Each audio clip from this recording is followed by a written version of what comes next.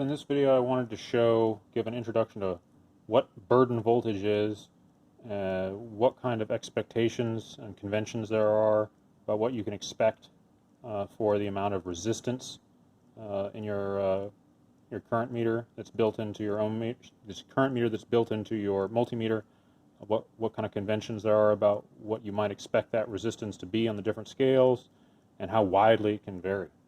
So I have these three meters here looking at the voltage, the burden voltage across these meters here, and you can see. So what kind of meters do I have here? I have a BK Precision 388B meter here. This is a manual ranging meter, not true RMS. This is a Hold Peak HP dash 770D. It's a 42,000 count meter, but it's still very cheap meter. I picked it up for under 50 bucks. AC voltage doesn't read right on the lowest end of the range, so that's not so great. But otherwise, I can't complain. And this is a Centec brand, a P35017. It's an older auto ranging meter from Harbor Freight. I bought secondhand over a decade ago. It was worth the money I paid for it, which is not much. So, what can you expect? So, I have 100 milliamps, roughly here, going through all three of these meters in series, exactly the same current going through all of them. And you'll see here, if you look at these scales, the burden voltage varies quite widely. The resolution is all about the same. So, what are we seeing going on here? Well, this one's on the 20 amp scale, but since it's a 42,000 count meter, we still have we still have about 1,000 counts on there to read. And so basically, this follows the convention you'll see on most auto-ranging digital multimeters today. On most auto-ranging digital multimeters today, you have three current shunts or three current sense resistors. Whatever you want to call them. They used to call them shunts because some of the an appreciable amount of current would go through the actual coil that drove the needle deflection, and then you'd put in parallel with that another resistor where most of the current would flow, and so that's why they called it a shunt, because the current was shunting around the primary measuring instrument. Nowadays, when you're using a digital voltmeter and looking at the current sense resistor and using Ohm's law to figure out what your current flow is through the resistor through a constant resistance, virtually all of the current flows through the current shunt, but you still call them shunts. Anyway, so typically in an auto-ranging digital multimeter today, far more often than not, you'll have three different shunts. You'll have a 100 ohm, a 1 ohm, and a 0.01 ohm. And because of the high resolution here, we're able to use the 0.01 ohm shunt, and you'll see here we have similar resolution. This could actually be on a lower scale. And we could adjust this. Didn't change it much. And now you see this one popped up, as now this is using a 1 ohm. So conventionally, you'll use the meter is internally using the millivolt scale. So here it's on the 400 millivolt scale. So this would read up to 420 milliamps with 1 ohm of resistance there. That shows how we're getting the range that we do. On auto-ranging digital multimeters, the most relevant kind here, it actually has an extra millivolt scale that it's using. Sometimes it's available to the user directly to use for measuring voltage. Sometimes it's not. On this particular one, it has a 400 millivolt scale, and it actually lets you use in voltmeter mode, or millivolt mode, it will let you use the 40.000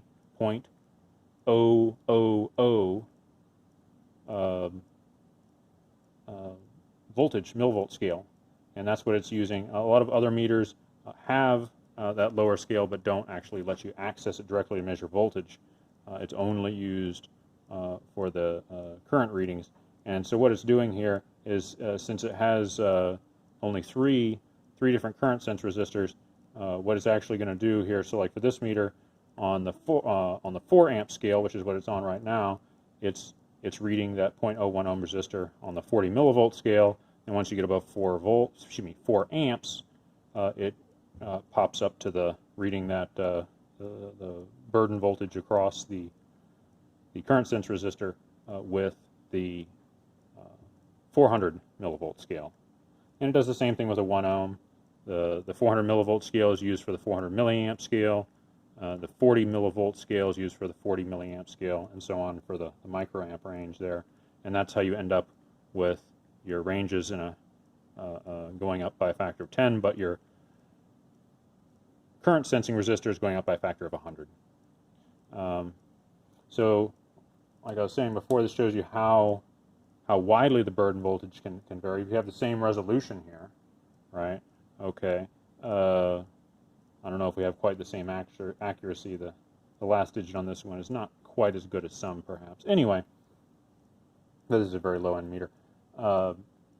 So what's going on here? Well, this one, this shows you the worst-case scenario for measuring burden voltage difference. So you have 2.3 millivolts, and then we have 619 millivolts here, or 0.619 as it's shown there, because this is out of range on this 600 millivolt scale here. I couldn't even use the millivolt scale to show the voltage drop across this meter.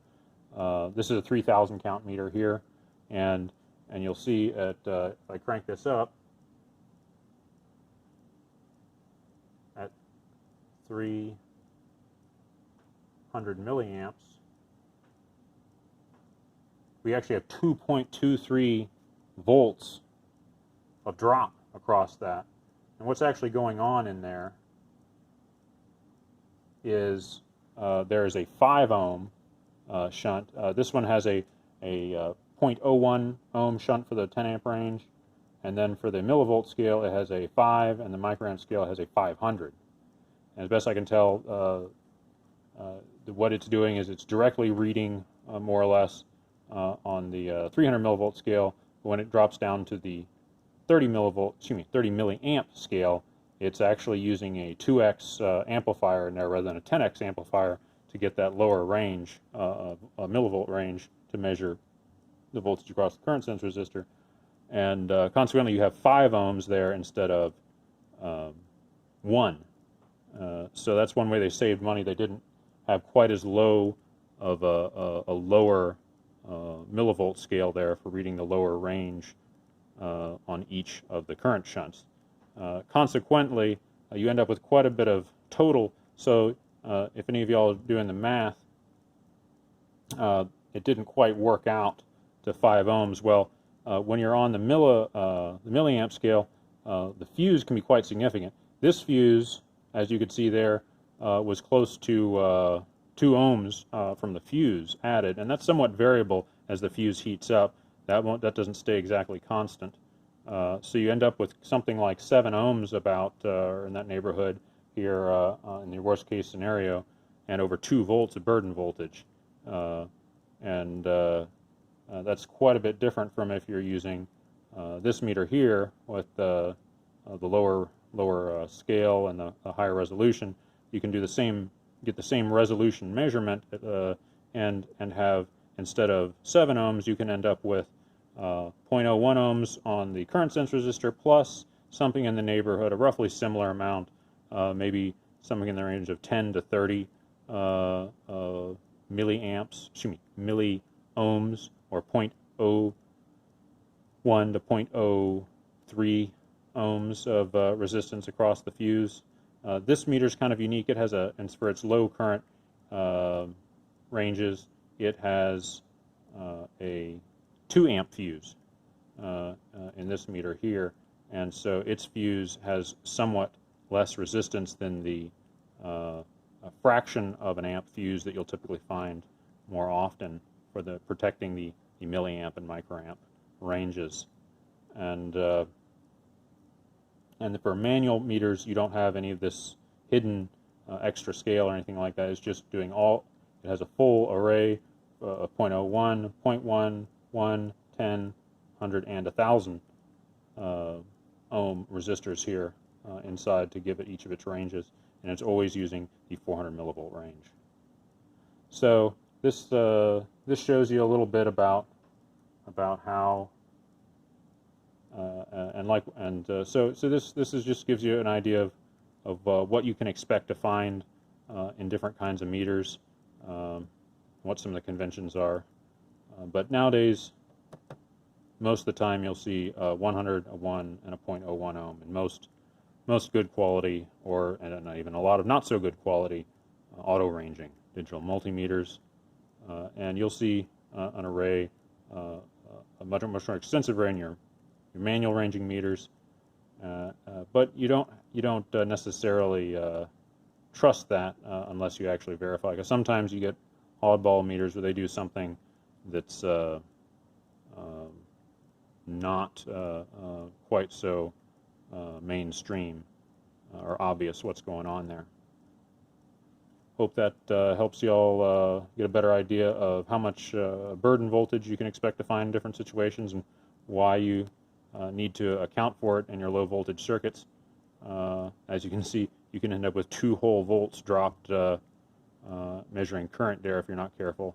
And so that's why when you go to select a range for measuring current, you're on a circuit where you're down at the single-digit range of voltages, you really need to take into account how much you'll be losing across your current meter.